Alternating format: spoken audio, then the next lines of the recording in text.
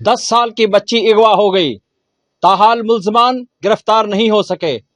इस वक्त मैं हासिलपुर के नवाही इलाका छोनावाला चक नंबर 191 मुराद बस्ती में मौजूद हूं, जहां पर बच्ची अगवा हुई है। बच्ची के वालिदैन और अहले इलाका इस वक्त सरापा एहतजाज हैं। बच्ची क्यों नहीं बाजियाब करवाई जा सकी? थाना चौकी छोनावाला की पुलिस पर, उनकी कारकर्दगी पर एक सवालिया निशान है। इस वक्त हमारे साथ बच्ची की वालदा मौजूद हैं। हम उनसे जानेंगे कि बच्ची कैसे अगवा हुई, उनको किस पर शक है, FIR दर्ज हुई या नहीं हुई। जी खाला जी, किहदे उत्ते शक है तुहानू? कौन बच्ची लै गया तुहाडी? मौलवी बाबू लै गया। मौलवी ते शक है। 2 टाइम पढ़न जांदी सी, उतो सुबह भी जांदी सी, शाम भी जांदी सी।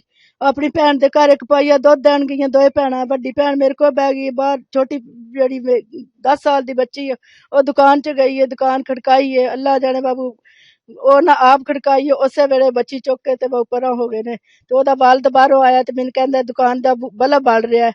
मैं आख्या पता करो, सुगरा गई है दुकान ते ओ गए ते आंदे ने सुगरा कोई नहीं दुकान ते। दुकान दा बल्ब बंद करके ते दरवाजा ला के बाहर आ गए ने ते बच्ची बच्ची कर रहे हैं। बच्ची नहीं नजर आ रही। तुहाडी दुकान है खाला जी? छोटी जी बाबू पापड़ मच्छी दी दुकान पाई है, और कोई दुकान दी शहर नहीं, पापड़ मच्छी रखी है। अच्छा, हाँ, उतो बच्ची गायब हो गई है। मौलवी लै गया। कितने दिन हो गए खाला जी? आज 13वां दिन है बाबू। मैंने तो रोटी नहीं खाती, पानी नहीं पीता, मंजी ते रो रो के पे टरले ले। मैं बीमार हाँ।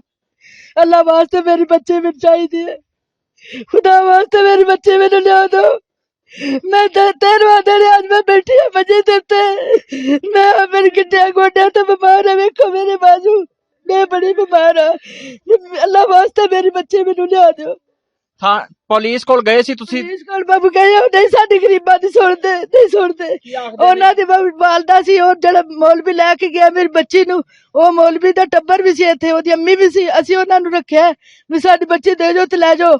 ਤੇ ਬਾਬੂ ਪੁਲਿਸ ਉਹਨਾਂ ਪਿੱਛੋਂ ਮੰਗਵਾ ਕੇ ਉਹਨਾਂ ਡਾਲੇ ਚ ਪਾ ਕੇ ਉਹਨਾਂ ਦੀ ਮਾਂ ਵੀ ਲੈ ਗਏ ਨੇ, ਉਹਨਾਂ ਦੀ ਟੱਬਰ ਵੀ ਲੈ ਗਏ, ਚਲੇ ਗਏ। ਦੂਜੇ ਦਿਨ ਫਿਰ ਆਏ ਨੇ, ਉਹਨਾਂ ਦੀ ਕੁਕੜੀਆਂ ਕਾਂ ਸਨ ਬਾਬੂ, ਉਹ ਵੀ ਵਿੱਚ ਰੱਖ ਕੇ ਤੇ ਲੈ ਗਏ। ਸਾਡੀ ਗਰੀਬਾਂ ਦੀ ਨਹੀਂ ਉਹਨਾਂ ਸੁਣੀ, ਚਲੇ ਗਏ ਲੈ ਕੇ। खाला जी हुण तुसी की मुतालबा करदे हो? ਅਸੀਂ ਮੁਤਾਲਬਾ ਕਰ ਰਹੇ ਸਾਡੀ ਖੁਦਾ ਵਾਸਤੇ ਬੱਚੀ ਲਿਆ ਦਿਓ ਬਸ। ਸਾਨੂੰ ਬੱਚੀ ਚਾਹੀਦੀ, ਸਾਨੂੰ ਹੋਰ ਕੋਈ ਚੀਜ਼ ਨਹੀਂ ਚਾਹੀਦੀ। ਅੱਲਾ ਵਾਸਤੇ ਬੱਚੀ ਲਿਆ ਦਿਓ। बच्ची स्कूल भी पढ़दी सी जी? ਨਹੀਂ, ਪਹਿਲਾਂ ਪੜ੍ਹਦੀ ਸੀ ਬਾਬੂ, ਤਾਂ ਜਦੋਂ ਦੀਆਂ ਛੁੱਟੀਆਂ ਹੋਈਆਂ ਨੇ ਫਿਰ ਗਰੀਬ ਆ, ਨਹੀਂ ਭੇਜੀ।